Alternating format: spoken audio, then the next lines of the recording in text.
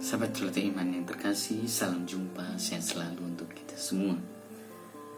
Pada Celoteh Iman kali ini saya mengajak kita untuk kembali mengingat, mempelajari, menyadari pentingnya pendidikan iman anak Katolik. Pada Celoteh Iman kali ini saya mengajak kita mengapa membaca kitab suci. Kita akan terbantu untuk tekun membaca kitab suci bila sadar akan tujuannya membaca kitab itu. Ada orang yang membaca kitab suci untuk menikmatinya sebagai karya sastra, ada yang membacanya untuk mendapatkan pengetahuan tentang hal-hal yang berkaitan dengan kitab suci. Ada pula yang membacanya karena sebagai orang Kristiani ia wajib membacanya. Berikut ini ada beberapa alasan yang diharapkan dapat mendorong kita untuk membaca kitab suci. Pertama, kitab suci dan iman. Kitab suci seringkali disebut sebagai buku iman karena menjadi sumber dan pedoman iman Kristiani. Kaitan antara kitab suci dengan iman inilah yang dapat menjadi motivasi yang mendasar bagi seorang Kristiani untuk membacanya. Dalam arti umum, iman berarti menerima suatu kebenaran tertentu dan segala sesuatu yang berkaitan dengan kebenaran ini. Tetapi iman yang sejati juga menyangkut sikap hati manusia.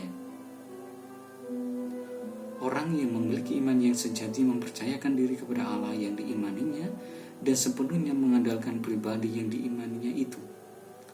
Dengan kata lain, orang itu menyerahkan diri sepenuhnya kepada Allah yang diimaninya. Pertanyaan yang muncul kemudian, Allah yang bagaimana yang diimani, yang kepadanya orang menyerahkan diri? Orang yang memiliki iman yang benar menyerahkan diri pada Allah yang sejati, yaitu Allah sebagaimana adanya. Untuk dapat sungguh-sungguh beriman, orang memerlukan dua hal. Mengetahui siapakah Allah yang sesungguhnya, itu iman yang benar. Dengan kedua, menyerahkan diri sepenuhnya pada Allah dan mengandalkannya, itulah iman yang sejati. Bisa jadi orang hanya memiliki salah satu dari keduanya. Ia mengetahui siapa Allah sesungguhnya tapi tidak mengandalkannya. Atau sebaliknya, ia sungguh-sungguh mengandalkan Allah tetapi tidak mengenal siapa Allah yang diimaninya. Misalnya ada orang yang menganggap Allah sebagai sumber rezeki belaka, penguasa yang memberi ganjaran dan hukuman, atau penguasa yang memerlukan persembahan manusia. Akibatnya orang itu memberikan sesuatu kepada Allah supaya ia memberikan kepadanya jauh lebih banyak daripada yang sudah diberikannya.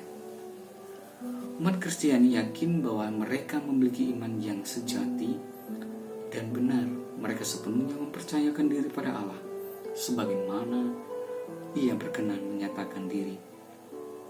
Ia menyatakan diri melalui ciptaannya, melalui sejarah umat Israel dan terutama melalui Yesus Kristus. Allah yang demikian diperkenalkan dalam kitab suci Kristiani. Dengan kata lain, di dalam kitab suci orang Kristiani dapat berjumpa dengan Allah yang seharusnya dipercaya dan diandalkan oleh manusia. Selain itu, orang dapat belajar bagaimana harus menyerahkan diri kepada Allah yang sejati dan mengandalkannya. Orang yang menyatakan diri Kristiani selayaknya membaca kitab suci. Hanya dengan cara demikian, ia dapat berjumpa dengan Allah yang diimaninya dan dapat mengenalnya dengan sungguh-sungguh.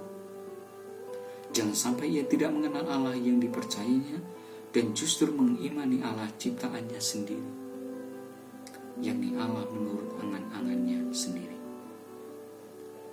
Bersikaplah kritis dan setialah pada Allah yang sejati. Selamat mencoba, selamat menghayati hidup Kristiani. Tuhan Yesus memberkati.